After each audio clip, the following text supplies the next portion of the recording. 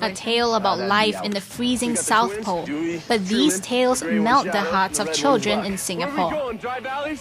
So too did these little pooches from Beverly Hills, Chihuahua. But every time a child falls in love with a movie, they fall in love with the dogs in it too. And so, a trip to the pet shop with parents in tow begins. New movies come out like 8 and below, and what do you call it, snow dogs. So there are a lot of huskies, and people say, hey, it's so cool. So they bought huskies, but huskies are not suitable for our climate. And they're high maintenance also.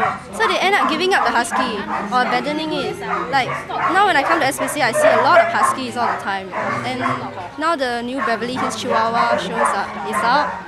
So people will be like, oh, I see a lot of people with Chihuahuas now. I went to dog shows, I went to dog events. I see people carrying their Chihuahua dressed up with crown, with dress. I don't think it's right. And smaller animals are no better off too.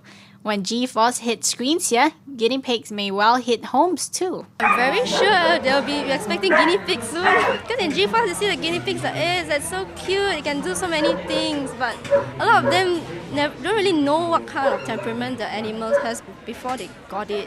So guinea pigs are actually rather boring creatures. They just sleep, eat, make noise when they need food. Some people prefer that, but those who don't prefer that will get bored of it. Then they live for a few years and they want to put up with it. So lazy to change the cage, so they just give it up. Such impulse buying is one of the factors that lead to animals' abandonment.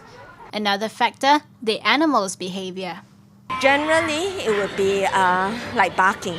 If you live in an apartment, then your neighbors are going to complain, right? If you haven't trained your dog to potty in the right area, you will get a mess around the house.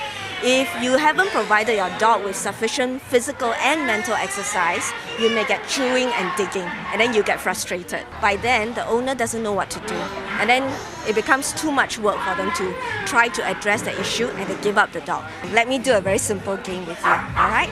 I'm just going to ask you to do something. If you get it right, I'll say, good dog. If you get it wrong, I'm going to say, bad dog. Okay? All right, do it. Do what? Bad dog. Do it. Okay. Do it. I'll do it. Bad dog. Do what? Do it. Good dog.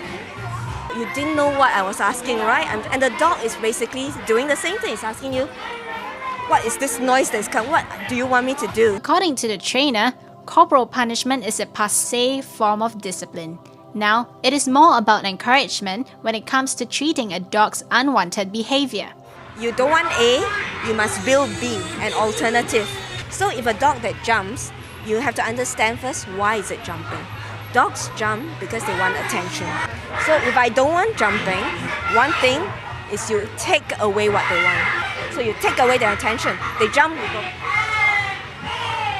No attention. When the dog sits, the attention comes. Regardless of breed, age and size, many dogs have similar behavioural problems. We have a designated area for peeing, for his peeing, but then sometimes he just don't know why, then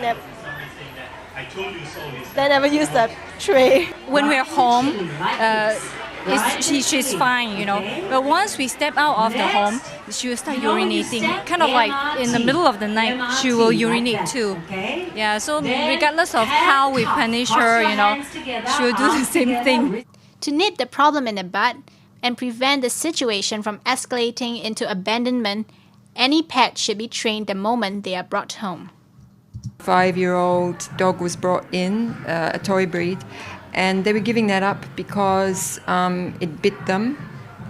And I think it's very attached to the mother, so it's very protective. So if anybody talks to the mother, it will snap without provocation. But it's not the dog's fault. And we did try to, get them to go for dog training or to consult a counsellor today. And they said, we're shifting tomorrow. And they gave the dog up.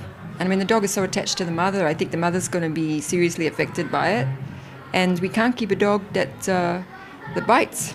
Today is a reminder to everybody to train your dog from young, from day one. Because if that dog had training, I don't think they would have given it up.